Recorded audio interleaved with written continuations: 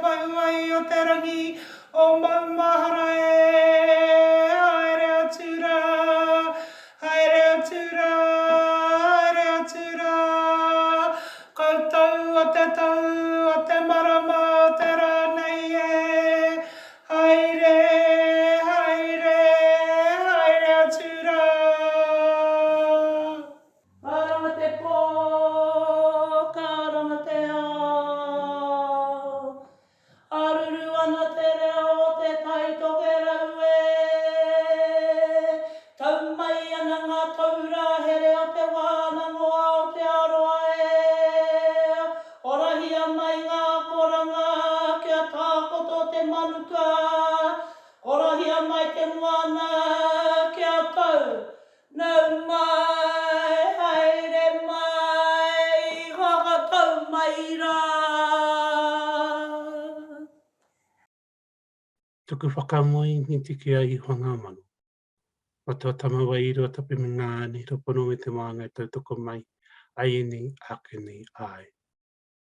I te maanga i ngā ane he ropono e te toko turu tapu. Tēnei ahau tuko te pono ngā tuku whakamoi mi tiki mua tuka te aroaro. I te tāpāri pini tā oku tinihi tanga, moikoretanga, haureatanga, pāheketanga. Wareware-tanga, kuare-tanga o te tinana me te wairoa. Kia horo kia mā ki te hukarere. Haroka te kukupā, ka noho anu au i runga te ngā kiripini tā. Ia whānau hau ai ki rota te wairoa. Ko te māngai anō he tautoko mai, ai e nei, ake nei, ai. I te māngai i ngā ane he raponu e te tokoturu tapu. Ko tachi mai no ko te kiwanganui ki tēnei whakamoi mi te o mātou. He tātari i ngā kupu katoa, e whakapuakina i mātou o te koutou kororiatanga. Ko koutou nei hoki te timatanga me te whakotina mai o mātou. E tumuna kutu nei i ro te koutou kororiatanga. Ko te māngai anō he tautoko mai, ai e nei, ake nei, ai. Tāpai. Tango i te tāpai mi te ripini tā.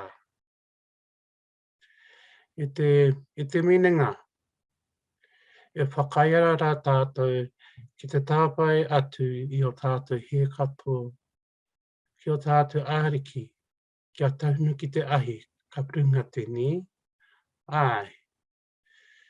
I pene tā, ka nohono tātou i runga i te ngā kairipini tā, kia whānau hau ai ki roto te wairua ni. Ai, i te māngai i ngā ane he rapono, kua rongo iho nei koto i tō mātou reo tāpari pini tā. Nō reira, i tika ai kia hoatu a mātou whakamuimiti, ki o koto aroaro, mō koutou manaakitanga. I whiwhinei mātou, mai o ngā rā ki muri taino ki tēnei wā. Ka inoi atu nei mātou kia whakaungia mai tō koutou aroha noa. Ki runga ki a mātou munga wā katoa, ko te māngai anō hei tautoko mai, ai e nei, ake nei, ai. I te māngai i ngā ane he rapono i te tokoturu tapu. Tukuna atu ngā karere ki a koutou, ki te manaaki, ki te chāki, i a tātou katoa, o te ihu takiwā ki te tai Tokerau. E whakanui ana te koroetanga o ngā tauira, e whiwhi tohu ana i tēnei wā. Ko te māngai he tautoko mai, ai e nei, ake nei, ai. Te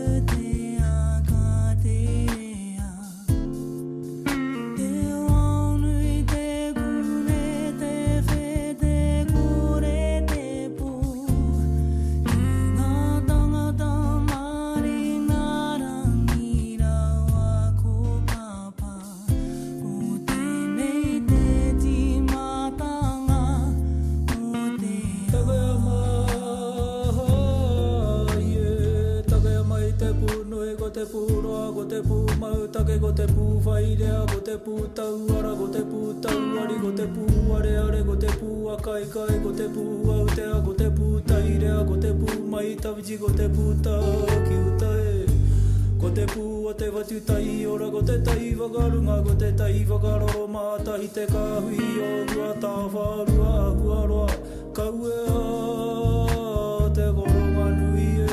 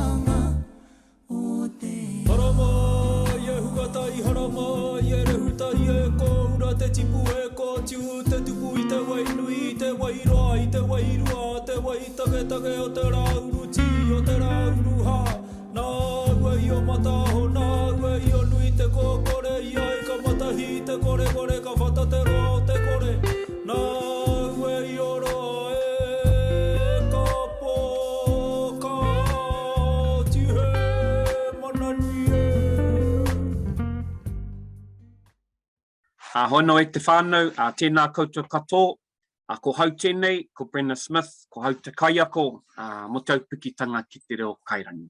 He puawaitanga te kaupapa, he puawaitanga te whakahaere, e mihi ana, e mihi ana, e mihi ana. Anā te matua e arana, haere pai. Ko koe tēnā, te teo ngā tuki, I roto I ngā rautau ko mahuia mai I roto I te wānanga o Aotearoa. Ko koe hoki anō tētahi rangatira, tētahi taumata kai kōrero, kai tēnā pito kato o te wānanga. E te matua e arana, takoto mai, moi mai rai. Anā tuarua ka whakahoki te mihi, kia koutou katoa. Ngā ako ngā o tēnā kaupapa, ngā kaiako, ngā kaiawhina, ngā kaiwhakataki ako, ngā kaiwhakahaere ako, a mihi ana kia koutou katoa I tēnei pō. Hoi no, tāku ki ngā tauira, tēnā koutou. Tēnā koutou ko tūtuki ngā mahi, ko ea ngā mahi, I roto I ngā tau. Ko neke koe ki te kaupapa kai mua ia koutou, kai mua I ngā whānau, kai mua hoki I ngā tangata katoa I raru te maru o te wānanga o Aotearoa. E mihi ana ki ngā mahi ko tūtuki, ngā mahi ko ea, ngā noho marae, ngā romatawai, ngā wahanga katoa I roto I ngā mahi ko ea.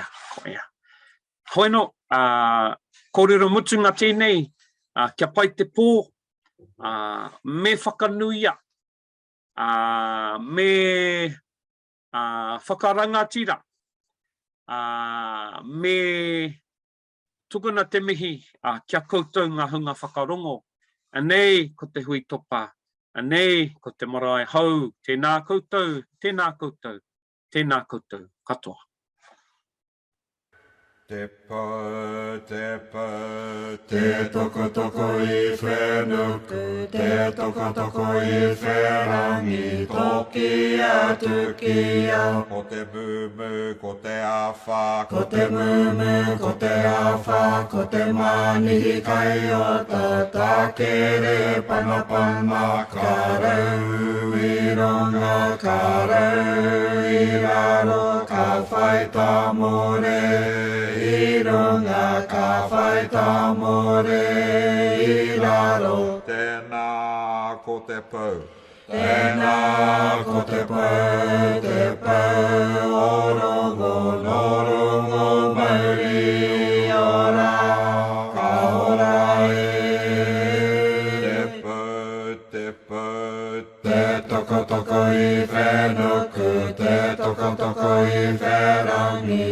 ki atu ki a. Ko te mumu, ko te awha, ko te mumu, ko te awha, ko te manihi kai o te tākere panapana ka rau i runga ka rau i raro ka whai tā more i runga ka whai tā more i raro. Tēnā ko te pau.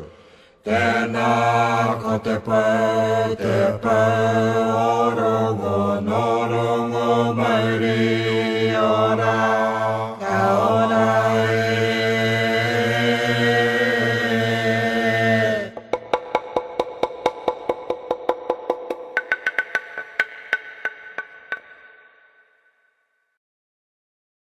Tēnā koutou katoa. My name is Byron Repia, and I'll be your host this evening for Te Wānanga o Aotearoa graduations for Te Tai Tokerau 2021 and 22. Te Wānanga o Aotearoa firmly believes in celebrating tauira success and achievement, but however, during these times, we move to online graduation ceremonies for the health and well-being of our kaimahi, tauira, and families. Today is the 7th of 8 graduations that will be held online, and in this session, we celebrate the success of tauira that are graduating with their tohu for He Puāwai Adult and Tertiary Teaching. Before we commence with presentations, we'll cross over to Sandra Yates, Aukaha Whakahaere for Te Iwi Takiwa, to address our graduating tauira whānau and viewers. Ina mana, ina reo, ina iwi, raurangatira mai. Nau mai, hari mai, piki mai. Tēnā koutou, tēnā katoa katoa. I welcome you all here today to this somewhat different graduation ceremony for Te Wānanga o Aotearoa ki Te Tai Tokerau. While we are unable to hold graduation at Kanohi, at current COVID traffic light restrictions, we are still dedicated to celebrating your achievements, and I offer my sincere congratulations for your graduation from Te Wānanga o Aotearoa this evening. We are delighted that you are graduating, and we hope your success provides you with the skills and confidence to make a positive difference to your future and the future of your whānau. We hope that your learning journey with us has been enjoyable, and we acknowledge your determination to complete your studies, particularly with the challenges faced because of COVID-19. Your successes in overcoming these challenges and completing your studies under difficult circumstances is to be celebrated, and that's what we intend to do this evening. So enjoy your unique graduation ceremony. You deserve it. Remember, your learning journey is continuous, so I hope that you have attained all of the skills that you need for further study or for work opportunities. Once again, I congratulate you for all of your achievements. Nō reira e te whanau, tēnā koutou katoa.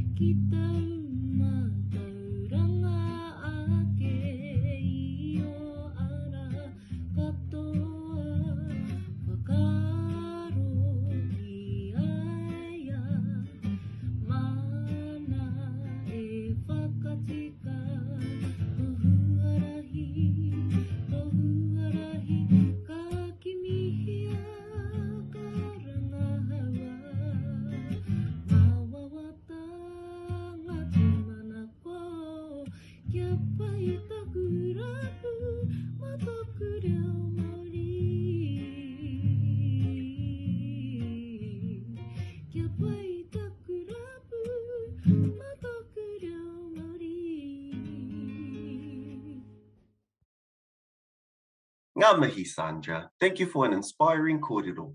I hope our tauira implement your guiding words within their endeavours to further enrich their lives, practice, or educational journey. Ngā mihi.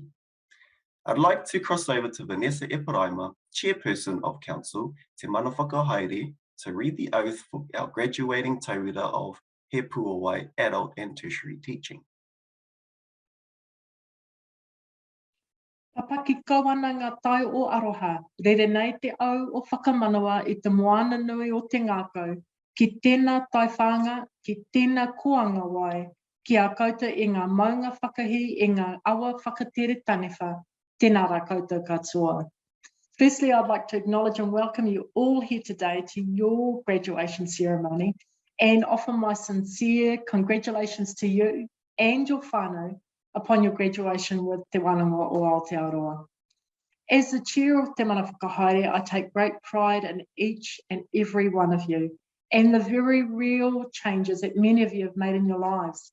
You are the embodiment of our vision of whānau transformation through education. This last year I know has been challenging for all of us, but none more so than you, our whānau.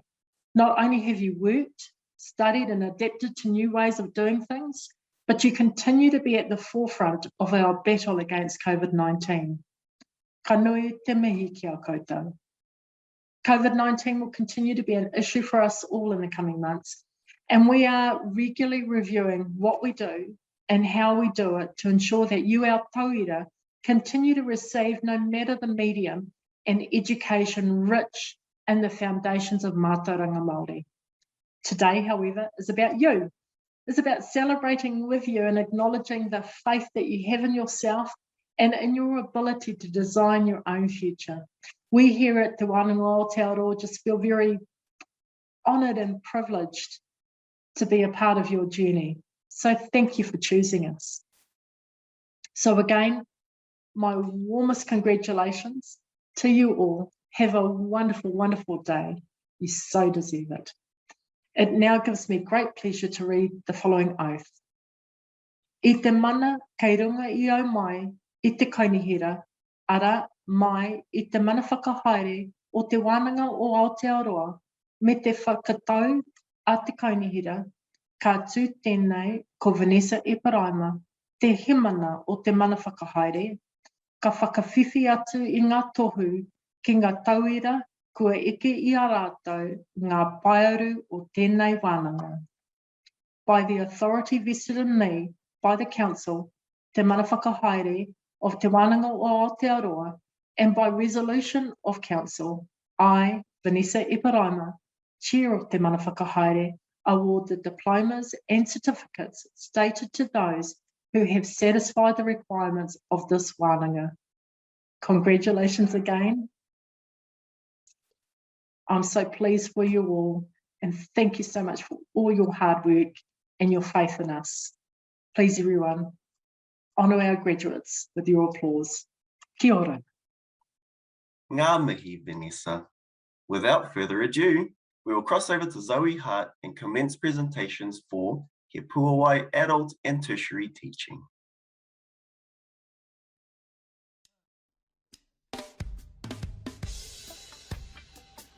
Alana Robin Millington.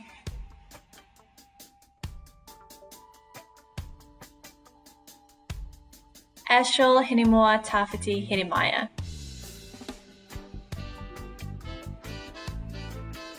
Cynthia Diana Perham.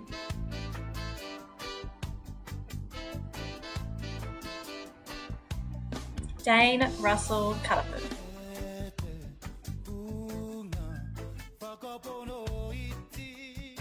Eliza Malva Bruce.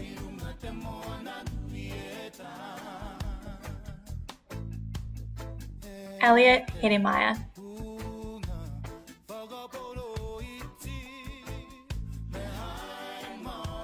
Hikatia Luke Ahomiro.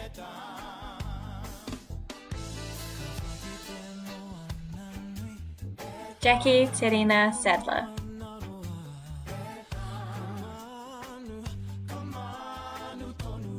Jerry James Greenland.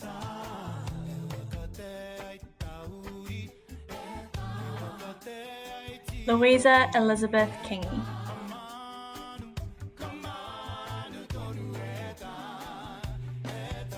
Manuai Mariana Wells.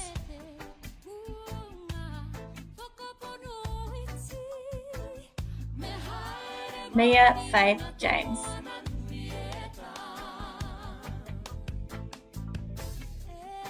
Nightingale Tahire Benzi.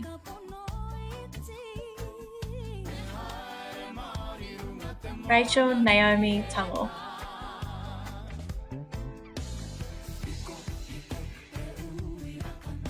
Selma Pittman Smith.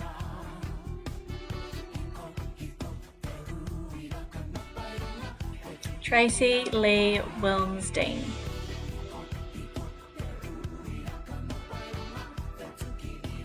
Alicia Markin.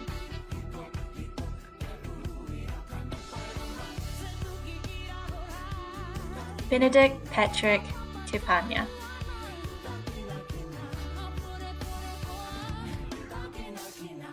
Bernadette Wikitoria Chung.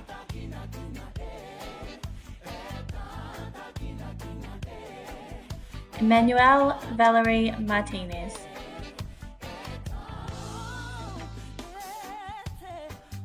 Henry James Hutchinson.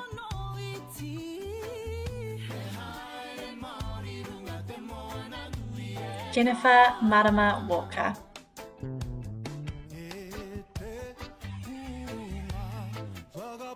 La Loma Rawinia Going.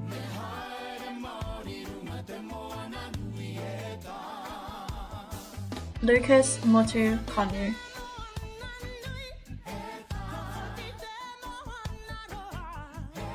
Marlene Andrea Green.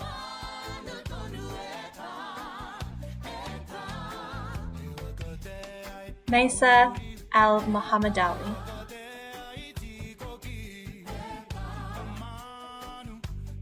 Nigel Ayaka Rafferty.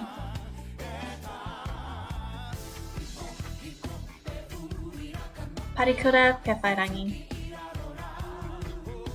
Seiju Wati Martin Tua.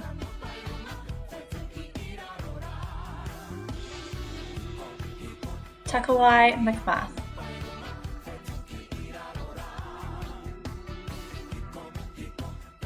Te Waru George Popata.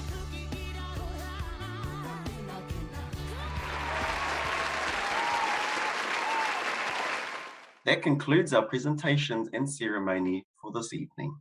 Please give another round of applause for our graduates to wish them the best in their endeavours. We thank you for being a part of these celebrations this evening and hope that our tauira's success inspires you to seek educational excellence with us at Te Wānanga o Aotearoa. Nō reira, tēnā koutou, tēnā koutou, tēnā koutou katoa.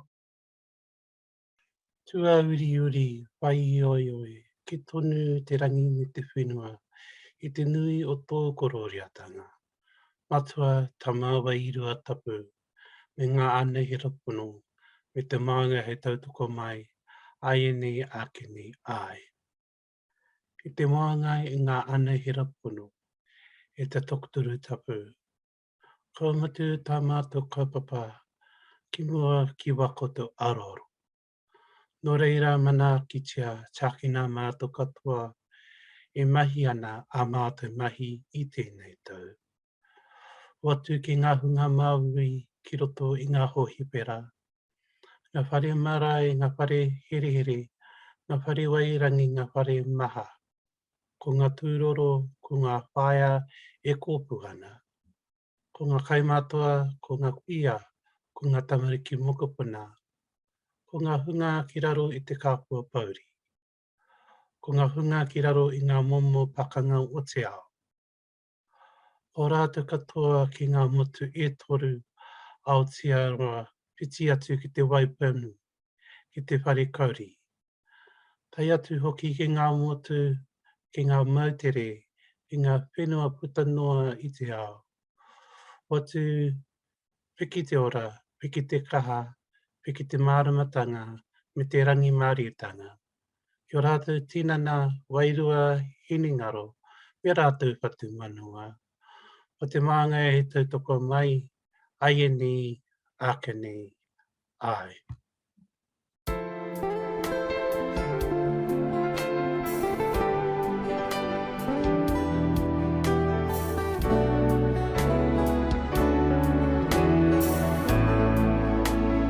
Whakarongo mai ki te reo e tangi nei, e ringihia mai ana, mai ia kukamo, ngaro e matae.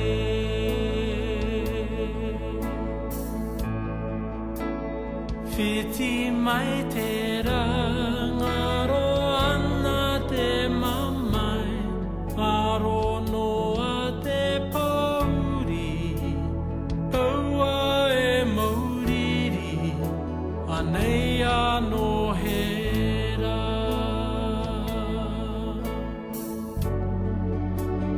Maranga mai e te iwi, o ngā hapu ngā puhi,